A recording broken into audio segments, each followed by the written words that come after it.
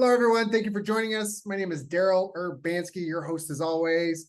Today, we're joined by Liza Engel, Deloitte Switzerland's Chief Sustainability Officer and Managing Partner.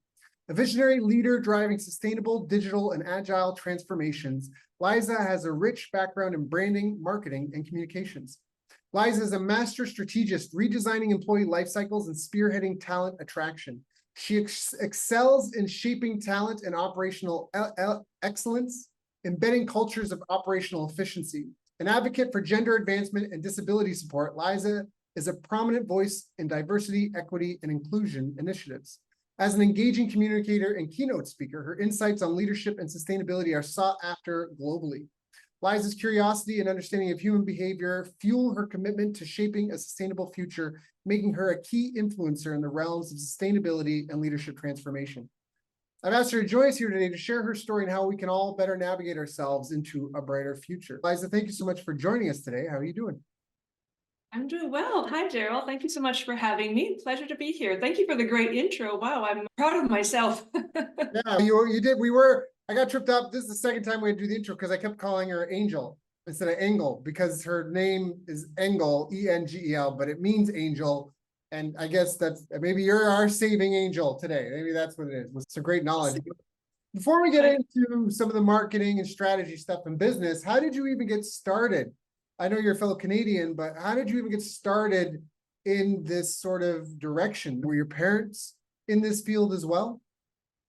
No, not at all. So I was born and raised in Alberta, Canada. My parents not in, yeah, exactly. My parents were not in the business world. My dad was a cowboy. He worked for the government, and my mom was also not at all in the business world.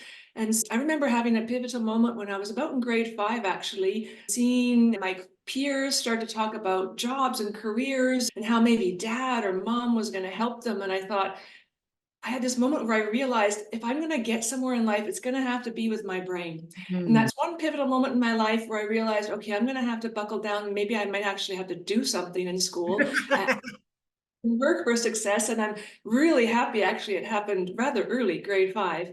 And then when I progressed on, actually, my first year of university, I was a real science and math fanatic.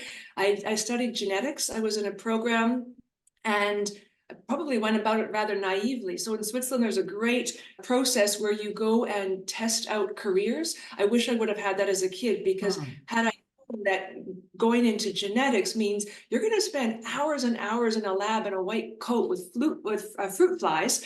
And so I realized in that year, I'm a people person. I love to engage with people. This is not my calling. So I took a year off to the dismay of my family. But since I financed it all myself, there's not too much anything anybody could do to steer me off. And then with some experience, I did C++ programming. I'm dating myself here. I tried various different things, and then I found my way to commerce and into business. I studied marketing and finance. And after my university career, I really wanted some international experience. And that led me towards Europe. And I came over for a year or two, came to Switzerland, and I've been here the second half of my life. It's been 25 years on now, almost. And I couldn't be happier. That's excellent. That's excellent. That sounds great. It sounds like a very linear progression path. Was it like the pearly gates of heaven open and it was all sunshine and rainbows and this golden brick road, or what were some of the greatest challenges in your career and how did you overcome them? I don't think I've ever met somebody who just had the golden gates and the yellow brick road. I'm here where I am today because I've struggled and I've failed. And I think earlier on in my life, I was really hard on myself. I set myself to almost inhumane standards and really struggled along the way. And I think, again, we're talking about pivotal moments that shape your career. I think the moment I realized that every failure is a nudge in a better direction. Every failure is an opportunity to learn. And once you can start to make that a part of your regenerative system of getting better with each and every struggle, that's when things really started to get better. And I always had a bit of a plan.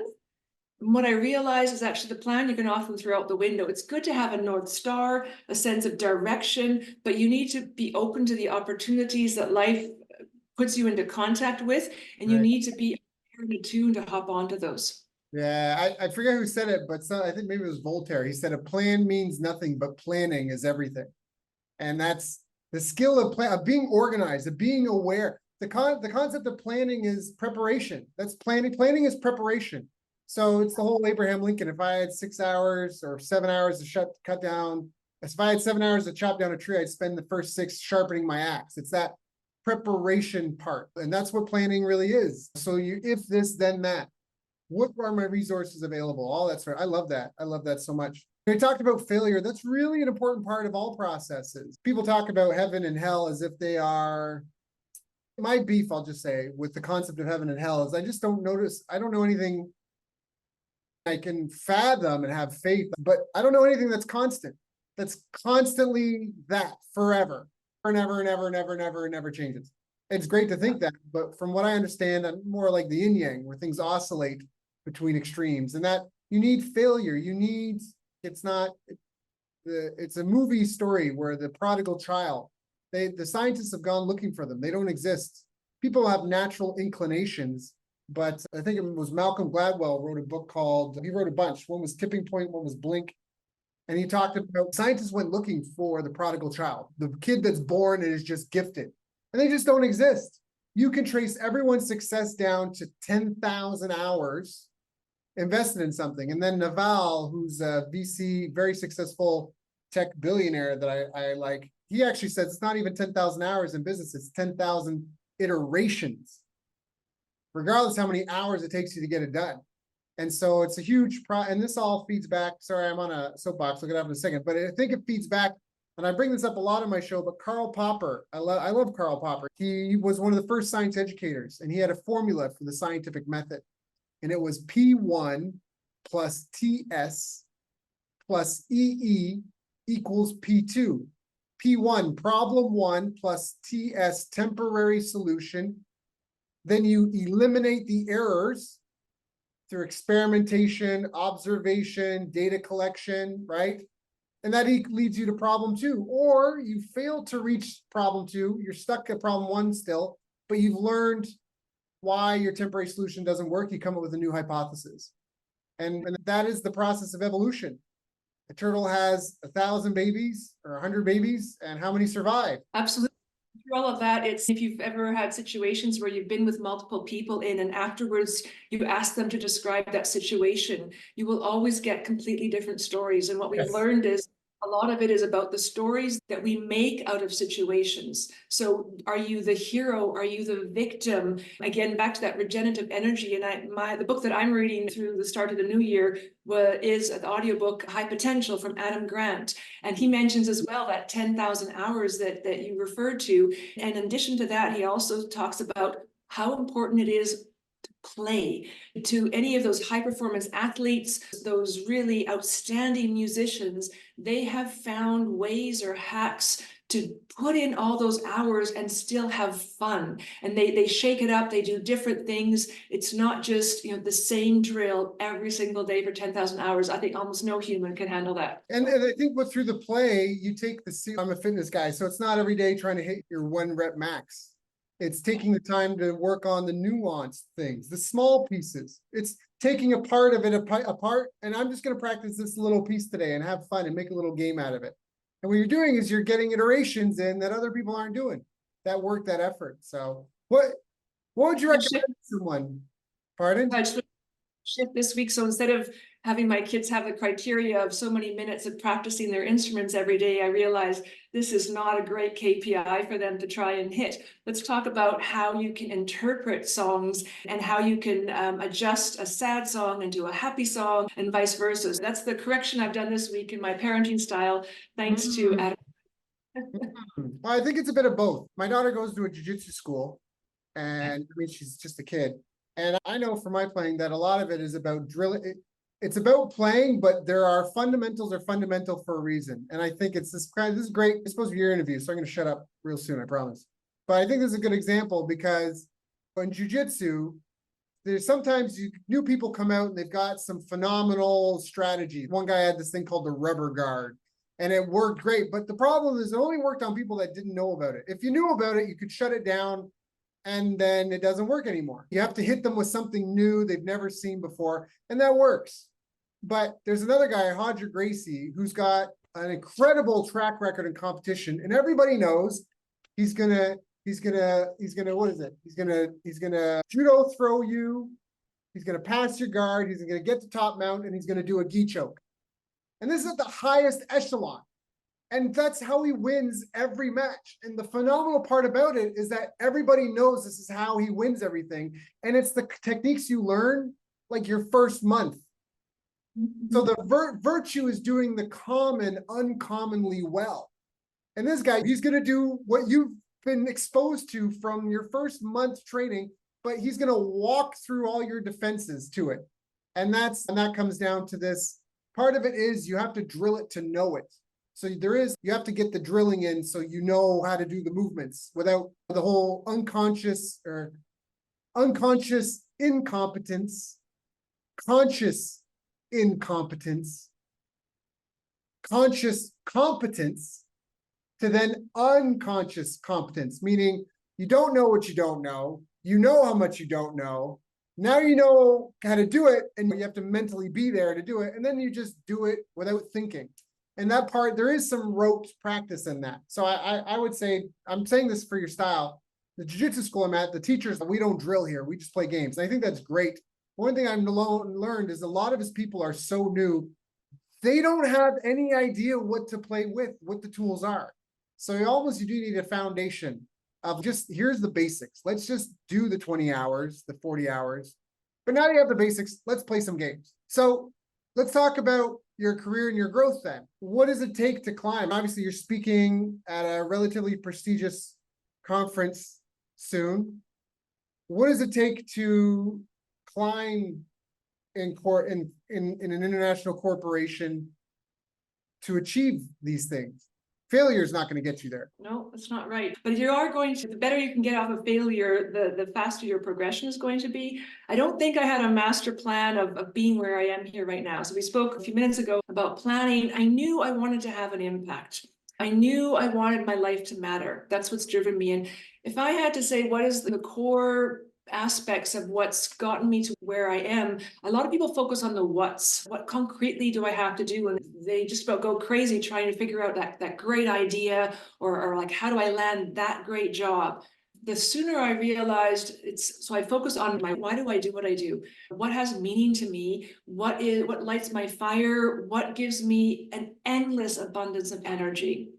So I spend a lot of time just now also start the new year. I don't necessarily do New Year's resolutions, but I dedicate really proper time. We're talking about 1 to 3 days in December and January that I dedicate to re-look at my purpose, what I'm proud of in the past year, what do I want to connect with in the new year.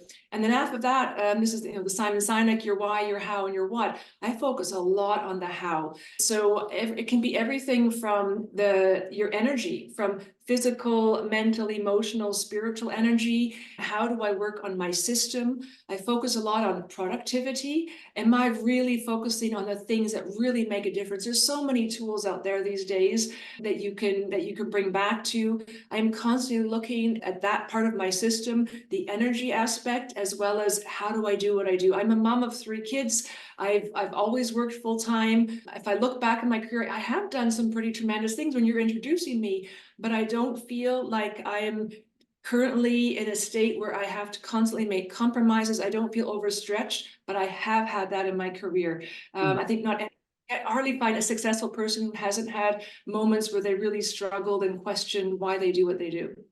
Yeah, an important part. It's whether you believe in immortal souls or that will achieve immortality or reincarnation, at any of those, immortality is a factor, right? You have an immortal soul, or you're going to reincarnate, live over and over again, or we're going to become immortals. Okay. Either one of those, we're talking about an almost infinite timeline. And as a being with a potentially infinite timeline, what would be the trophies you would put on your fireplace? What would be the trophies you would put on your mantle? Is it the time that you pushed a little harder, that you wanted to give up, and you went forward anyhow, that you were afraid and you stood up and showed bravery? Or is it the time you took the easy route? is the time you sat on the couch an extra minute.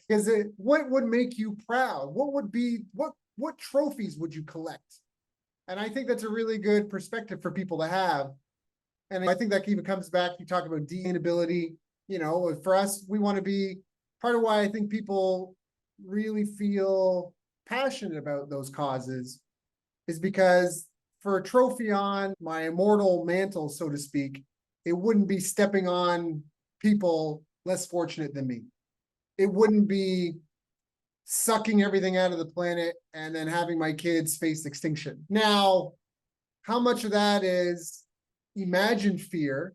How much of that is real threat purely, and how much of it is real threat with Trojan horse agendas that may or may not serve the ultimate goal? That's all up for discussion. But I just think at the core, it comes back to this mindset of wanting to have some sort of legacy, wanting to have some sort of accomplishment that our immortal souls or our immortal selves will be proud of looking back.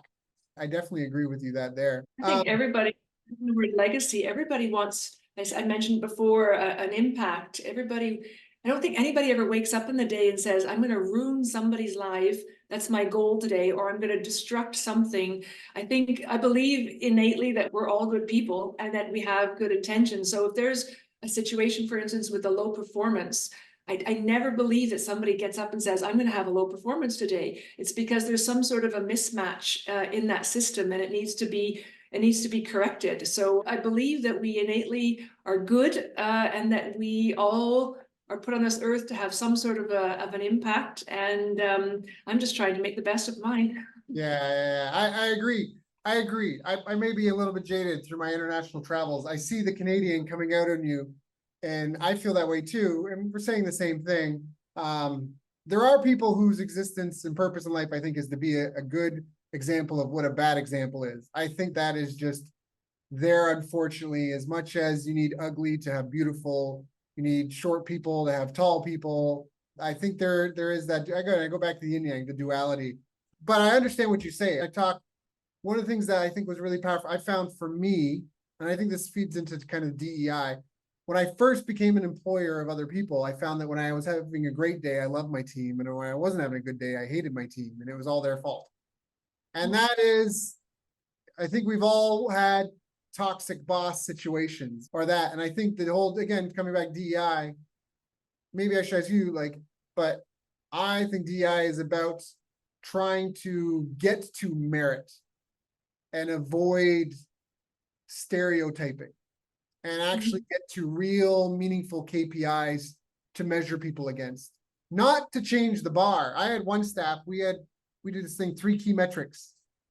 And so every role, we come up with 3 key metrics to measure them in. And part of their weekly one-on-ones and that and scorecard is to measure how they perform, 1 to 10. Manager rates, they rate themselves, meet in the middle.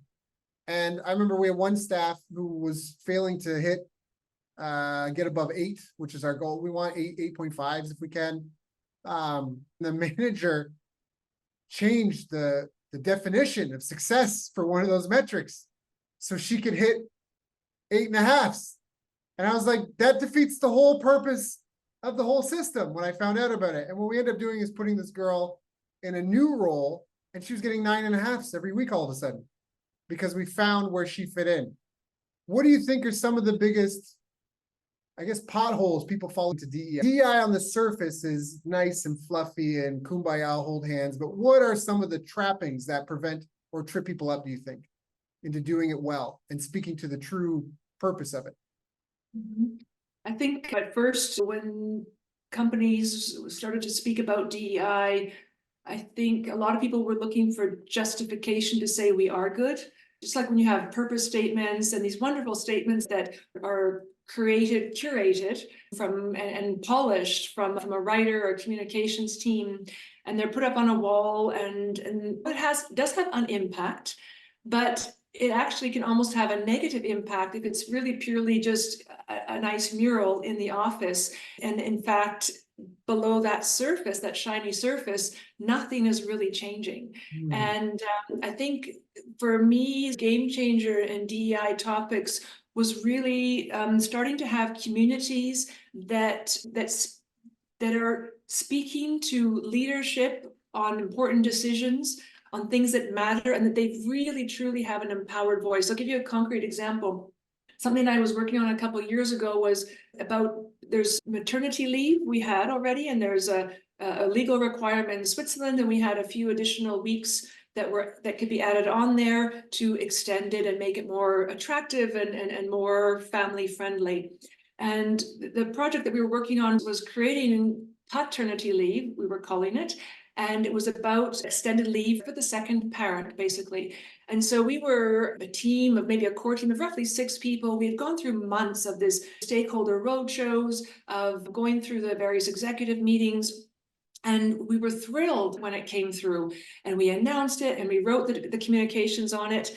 And then I got an email about 2 weeks later, after it was announced, from one of our community groups, our employee groups. And basically it was the most beautiful "you can do better" mail, Liza, that I've ever received. So it was a good full screen long, that email. It was written with care and appreciation, but basically what they were saying is, "You messed up, Liza." And concretely, it was from our, at the time it was called our Pride community, our LGBTQAI plus community, and my wording was not open to their needs. So I should have been, we corrected it afterwards to primary parent and secondary parent, to give some sort of terminology to the first and the second, but we took away the maternity, the female and the male. So that was, as an example, I thought we were doing the best. I was really proud of what we did, but I realized I could do even better. And so my response that I wrote back was, actually, my first paragraph was, "No, I've just been sitting here for 10 minutes starting an email to explain to you why I did what I did." So my first reaction was to justify my actions. And then I reread my mail and corrected myself and realized, here I am once again falling into the traps, what most leaders do, and justify their actions. And then I flipped it and said, "I'm sorry, you were right. I made a mistake. Would you sit down with me and help me to rewrite the communications for this and moving forward?" And it became the beginning of a really beautiful relationship, and super powered everything I did in DEI. What happened? So this is maternal leave for moms, and then paternal leave for the father of the child to be with the mother for the child that they had. I'm just trying to make sure I understand this. And then the issue was they were upset with the language, that it was gender affirming language. You have 2 women who've just had a child. The first mother who had the baby, she has the maternal leave, but then you have a second woman who has not physically had the baby, but she is the second caregiver in that context. And she doesn't want to be called, she doesn't want to have paternal leave. She wants a parental leave. Fair enough. Fair enough. Fair enough. Okay. So what's the outcome? What's the end result of this? Now, what's the proper way to do this according to DEI? So you would talk about, either primary and secondary caregiver. You'd use terminology like parental care, as opposed to using the terminology that's explicit to a gender. And if you don't know what to do, ask somebody who that pertains to, and they will give you advice. The birthing mother, the mom, though, that's still okay? Birthing parent and non-birthing parent, that would be another way to do it too, I believe. I would die on that hill. Mom is mom. I'm not in a corporation, so I can say whatever I want. But I would say a mom is a mom, and then you can have another parent, and all the other stuff, I'm good. This may be TMI. I want to give some people some background, because I feel like in some ways, maybe my energy is coming off as a bit resistant to some of this stuff. I've actually have a son that's not my son, because I've donated sperm to a lesbian couple where the one parent identifies as a male. So when I push back on some of this stuff, or I seem surprised by that, maybe they just accept my ignorance. Maybe they just accept my ignorance. But I just feel it's a very cool thing, very clear understanding in that respect. Some of this I worry about. I remember as a kid, sticks and stones can break my bones, but words cannot hurt me. And I worry about some of it being us punching ourselves back into a corner. But I think that does make sense. Like, you have maternal leave, because I don't think you could call, we're not going to solve the world's problems on this interview, but I think maternal leave, this is just my personal opinion. The only people that care are my followers. Everybody else probably has no care. I think maternal leave could be maternal leaves. And then the other one, you're right. Not all parents will be that. Now, I guess if you have two men, but then they haven't necessarily had a baby. There could Got be an adopt. There's also the adoption route. So maybe two men might have adopted, and so adopted too. So I'm like so in this. I'm like the perfect DEI poster boy. That's an interesting perspective. You adopt a child, you both want to be there to be in its life. I don't know. I still feel if it's two gay men, suck it up, boy. One of you can stay home, sure, or take turns. You know what I learned? I had kids. You mom of three, so you know this. The man is useless the first year, 2 years. It's all about mom and the boobs. It's all about mom. It's all about mom. as a mom of three, I disagree. And Uh-oh. I disagree with you on that one. I have to say, it is not just about feeding. There's so many other things. No, of besides. course. But the man is an accessory. Like I was so shocked because when I had my daughter, I was all like, I'm in this 50%. I'll wake up at nights and I'll bottle feed and I'm gonna do my part. And maybe it's just a perspective thing. I was so shocked how useless I was. I felt like what it was Adrian and Rocky. And my wife was like Rocky in the ring and the ding, the bell would go. And then she'd come and I'd be in the corner rubbing her boobs and massaging her shoulders and making sure she's fed and had water. And then pushing her back in when the bell went because I would take the baby and I would take the baby. But the baby would want mom. The baby's like, man, I don't want you. Give me my mom. You're like, I did my part. We have pool time, an hour a day. My daughter's really young. We go take my lunch break to the pool and swim. But that's my point for two men. And that, again, this is for whatever my feather in the hat, my suggestion in the box is it's two men, you guys can take turns. Because I think that in some respect, people forget that we live in a world of survival. And it's my personal, I agree that, okay, you want to identify as something, I need to learn how to address you. But if that's your biggest concern in life, like you forget how this is a fight for survival. There are asteroids headed for our planet right this moment. The sun, it can have a solar flare. There's so much happening in the world that sticks and stones can break your bones, but words cannot hurt you. And I hope I'm not grossly offending you on any of this, but I would recommend your next person to invite to your podcast, invite two gay men who just adopted a baby. yeah, I was an orphan. I had lots of friends who were foster kids and that. I have plenty of opinions on that. One thing I will say 100% is there is a massive part of why I even agreed to donate my sperm was I noticed having, if she hears it, it's hurtful, but I met my biological mom and my biological family where I was orphaned from, and I met my biological dad who didn't even know I existed. And I recognized a massive difference between people who just have kids and people who want to have kids.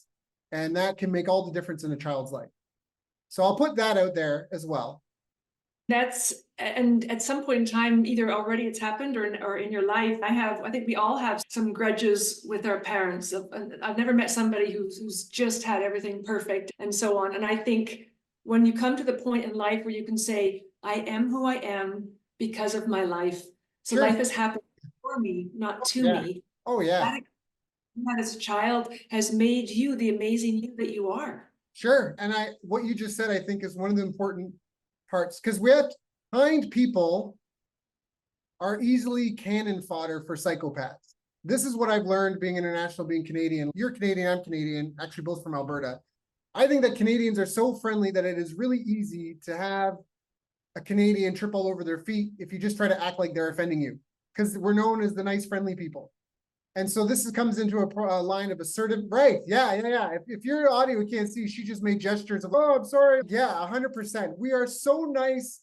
We will bend ourselves into pretzels to make sure we don't hurt anyone. And for a psychopath, that is kids in a candy store, right? And that's where like some of this stuff, like the DI, I think that's part of where there's clash over that. Some people are just jerks and assholes. I don't think I am.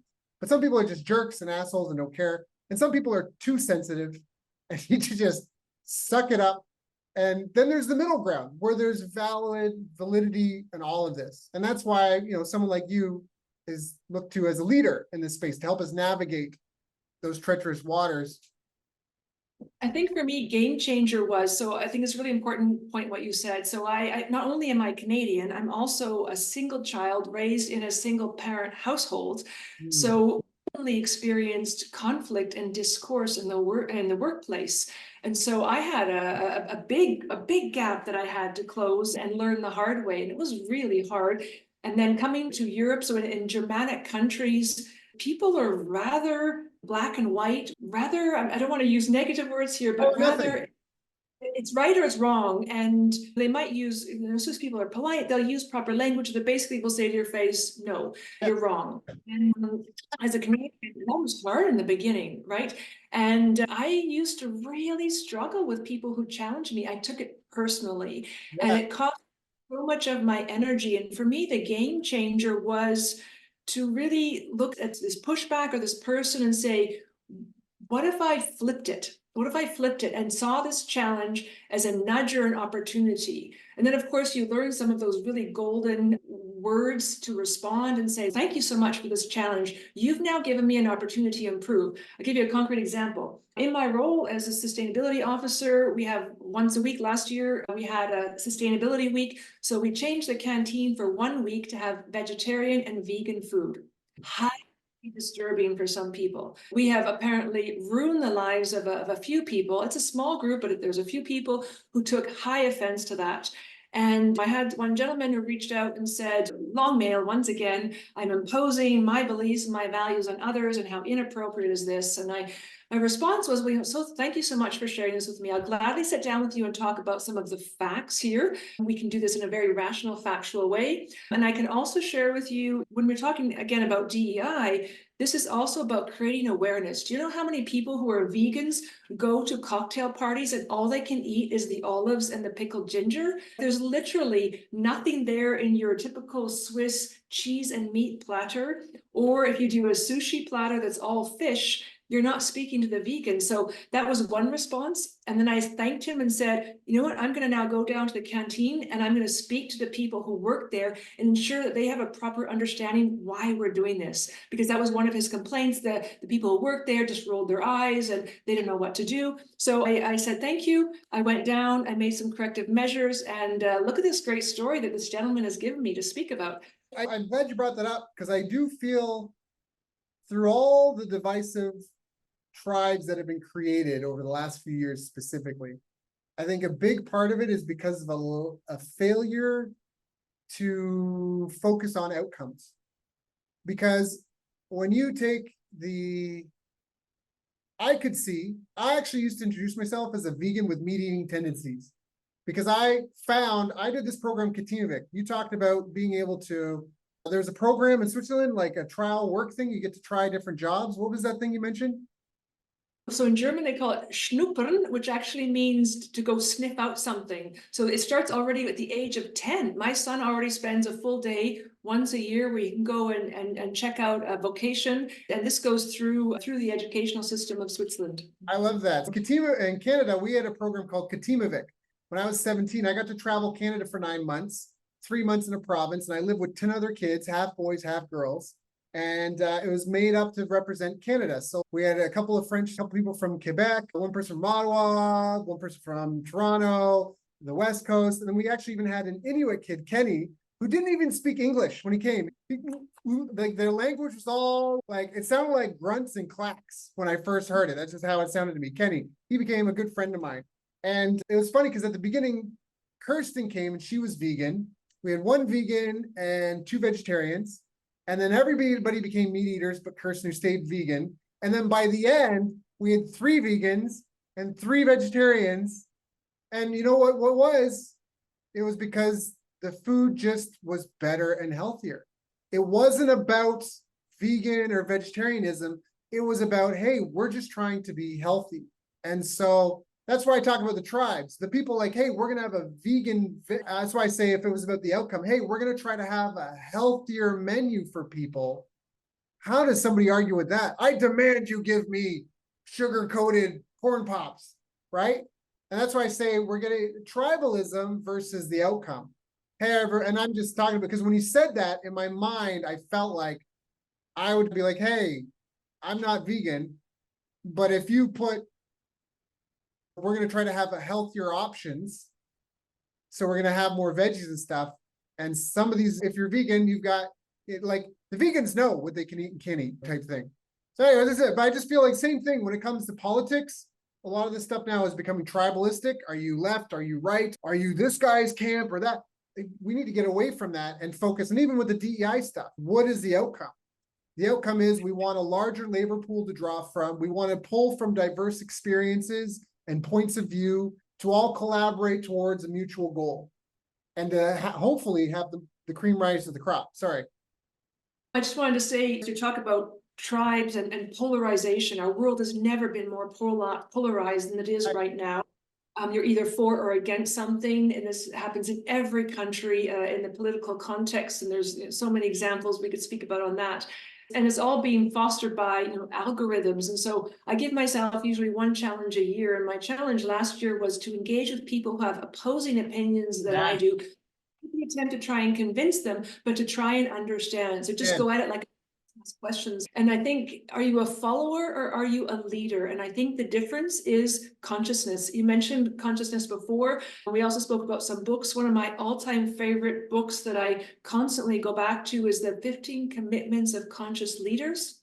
And in there you talk about responsibility for your choices, for your actions, and it goes through that.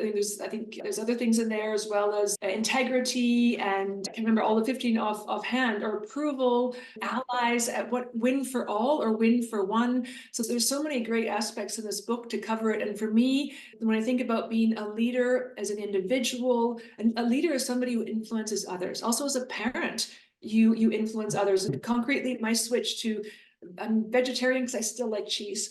Not quite fully, but I could say vegan with cheese tendencies.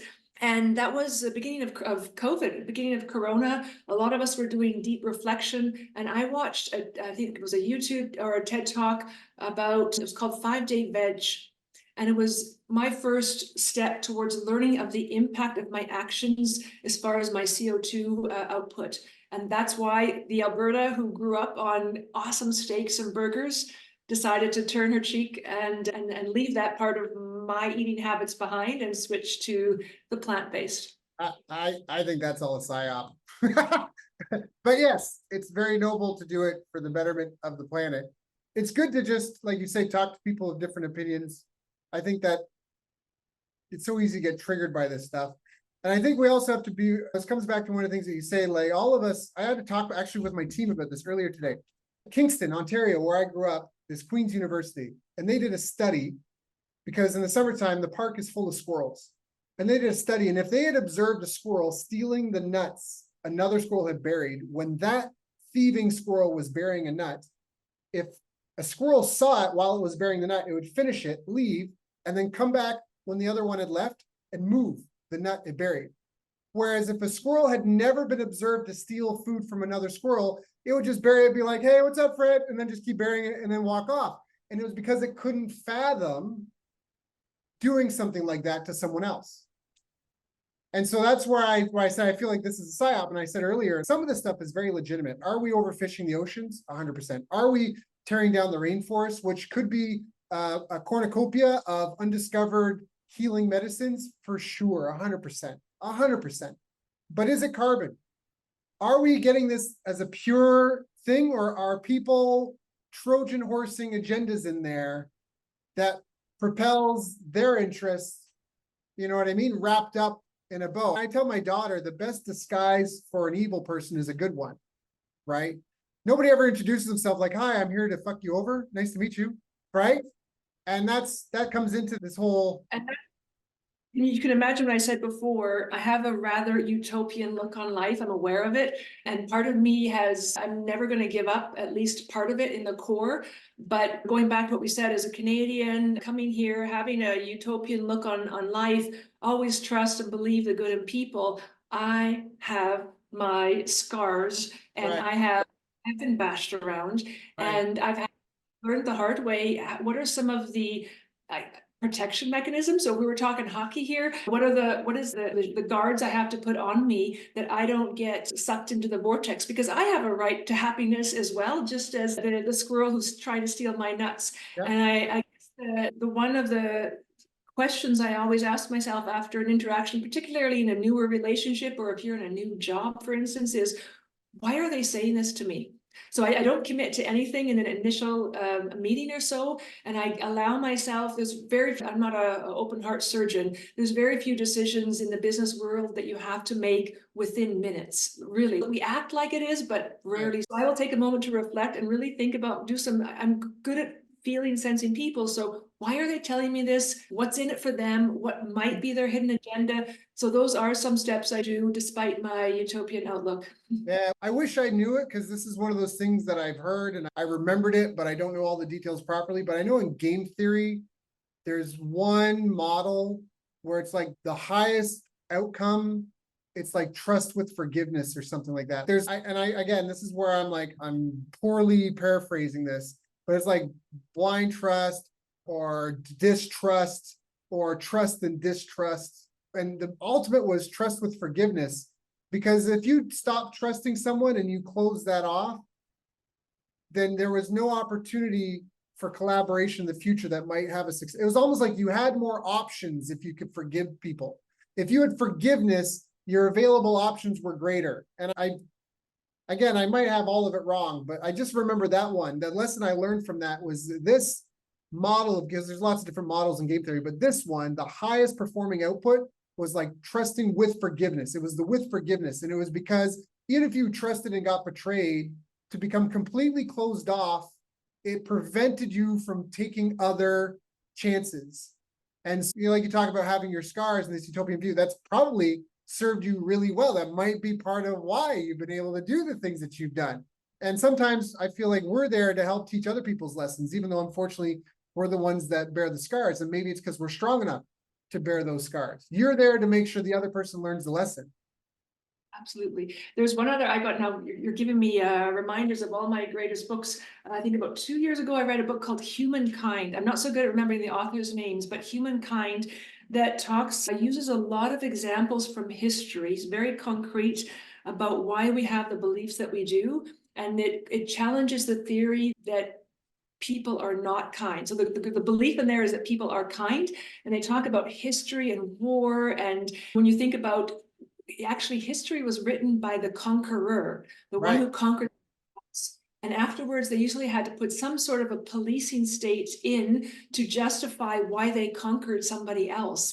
And a lot of our legacy in history, the written words, were written by those that conquered. And that really, when you think about a few things, is that really yeah, is that the truth or not? It comes back to this whole cow farts are going to boil the oceans. Like the earth produces 3,060 gigatons of carbon, or roughly, and has natural filtration recycling processes for all that. Humans are producing 40 gigatons of carbon against 3,060. So that's just such a big number. Now, the other thing people don't talk about is the sun. A lot of people don't know this, but the magnetic fields of the earth are weakening right now. The magnetic fields of the earth can flip, and they do flip roughly every 12,000 years or so, with every occasional 6,000 hiccups. And that magnetic field, if you were to take the sun, it would be, if you can see, it's the size of my fist, and the earth is the size of the tip of my pen here, this tiny thing. The sun influences climate on earth more than anything else. And people talk about global warming. Since when? You can say the globe is warming or cooling depending on when you start your measurements from. Because the ball been an ice ball a couple of times over. It was all lava a couple of times over. So this is some of that stuff. So again, it comes back to the outcome. And I think there's a lot of things, like people know it's hot in a city because it's a concrete jungle. Why don't we have more living walls? That's why, again, it comes back to what are some of the outcomes? And I feel like we have to be focused on the outcomes, because otherwise, if we get into tribal politics and drink the Kool-Aid, like propaganda, support our troops. Of course, you're going to support your troops. They're your brothers, your sisters, your husbands, your wives, your neighbors. But do you support what they're actually going out to fight for? That's a totally different conversation. What do you think one you're focused on the outcomes. We've known about global warming. There's data that knows that the oil and gas industry knew about global warming already back in the 40s, 50s. It's what you do with that information. And if you focus on the outcomes, the add on to that sentence is in what time period. So often in life, we're focusing on the outcomes literally just in the next 12 months, quarterly reports. You're This right. is how, Yeah. and there are some changing people out there like Paul Pullman, who I believe was the former CEO of Unilever, who was one of the first CEOs to say, I'm not doing quarterly reports. This is not good for business, and completely shifted the perspective on what kind of outcomes are we going to focus on. Yeah. And being sustainable, it can be smarter as well, in the sense of whey protein is a highly profitable product, and it used to be a waste product from milk production process. Paul something, he started ZERI, the Zero Emissions Research Institute, because he started two businesses. One was a zero emissions car wash, and the other one was a brewery. And I don't know the details about the car wash, but the brewery had a water wheel powered by a river. And then the leftover hops they used to feed chickens, and then the chicken manure they grew mushrooms on. And it was this thing where every input, its outputs were used to create a product, and became a highly profitable business. A lot of lumber, you talk about lumbering, I forget the name, there's a term for it, but in Japan, they have a process of lumbering where they'll harvest a tree, but they'll leave the bottom of the tree in place, and they just train the branches to grow straight up. It's die something. But so they have a tree and they keep the stumps. So it's more, oh, it's time to harvest. And then they leave the tree there. They don't kill the tree. And so there's nothing left. They leave the base of the tree intact. There was a documentary by that nature documentary guy on Netflix, and he talked about the thing that jumped out at me. There was a community somewhere, I think in Oceania, and they had been overfishing. And what they did is they created protected habitat. And the overgrowth from the protective habitat has created a larger fishing industry than they've ever had, by giving the nature a safe space to live in and pour out of. It makes smart business sense, sustainability, using our resources better. There's no animals in the wilderness that are like, hey, where's that drinking hole? I need to take a dump. Like they don't defecate in their water supply, right? There's lots of ways we could be doing things smarter. What are some of the skills and behaviors that you think we need to adopt as business leaders going into this new future? And like I said, navigating these things, because some things are very real. Some might have hidden agendas, but at the end of the day, we do want a more inclusive society. We do want the best person for the job to rise to the top. We do want to have, everybody would love to live in a Garden of Eden. What are some of the skills and behaviors that you think are most important? If I start a bit from the outcomes and go back to skills and behaviors, I think what defines sustainable transformation in today's business world is very much about not just looking at reducing negative impacts, but about creating positive value, and then redefining what that positive value is. And you referred to it a couple of minutes ago about the short-term plan versus the long-term plan. I've worked in ICT companies where you have a 25-year plan when it's talking about investing in your network and rolling that out.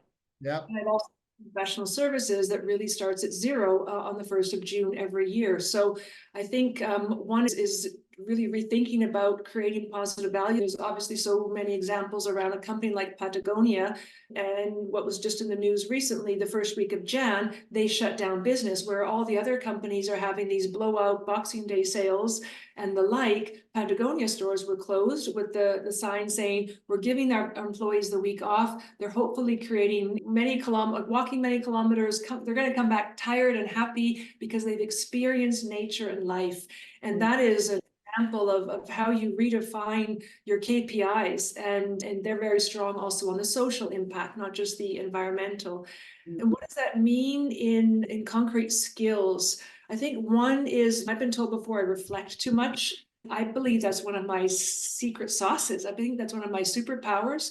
I think the world could use some more reflection to think about what worked there really well and what less. That comes also from my agile background. You're constantly doing retros to improve each and every iteration.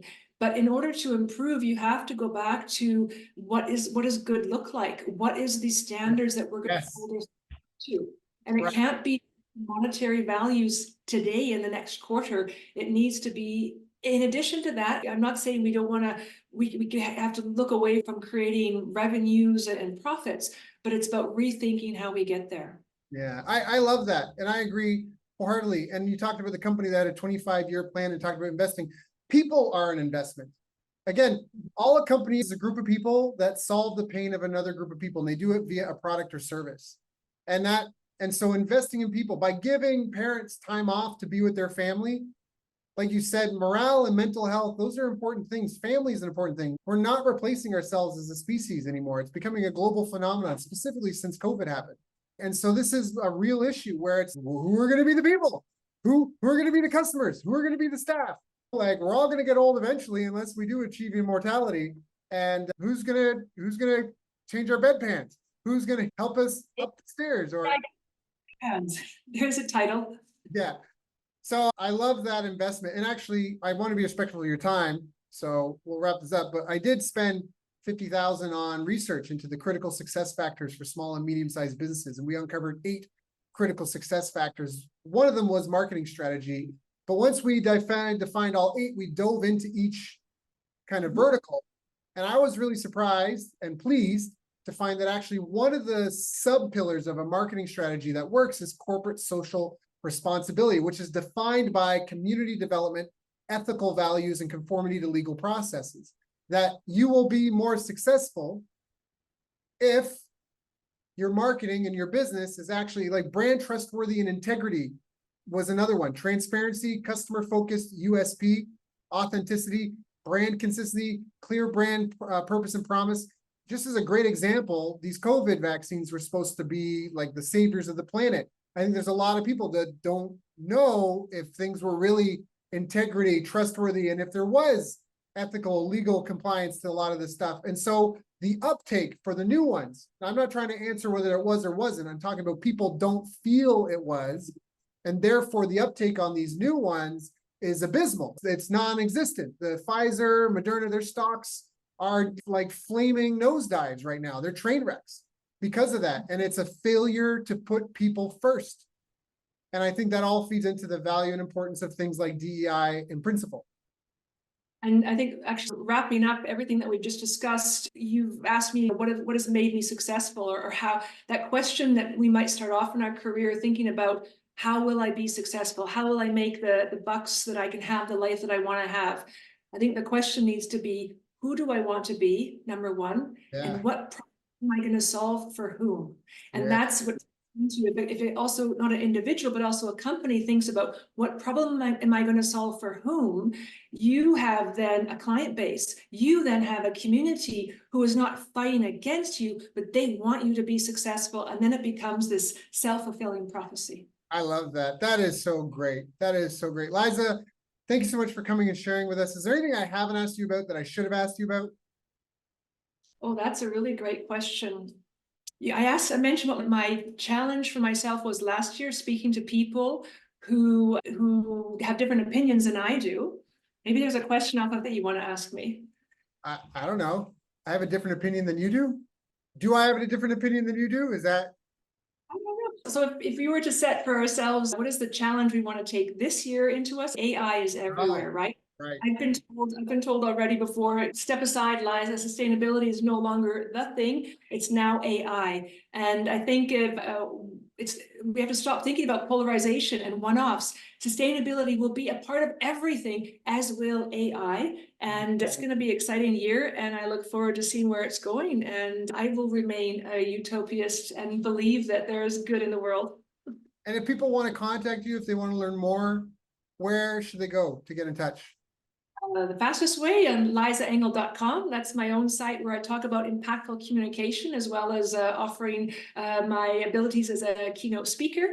I can also be found on LinkedIn, Liza Engel, and look forward to hearing from you or anybody else who'd like to reach out and talk about these kind of topics and more. Yeah, so go find her on LinkedIn or go to her website, lizaengel.com. That is lizaengel.com. You can also search that on LinkedIn. Liza, thank you so much for joining us, knowing that you have your own family, your own direct reports, your own conference, your own work, all this stuff to prepare for. Thank you for coming and sharing with me and mine so we can all do a little bit better. It's a pleasure. Thank you for having me.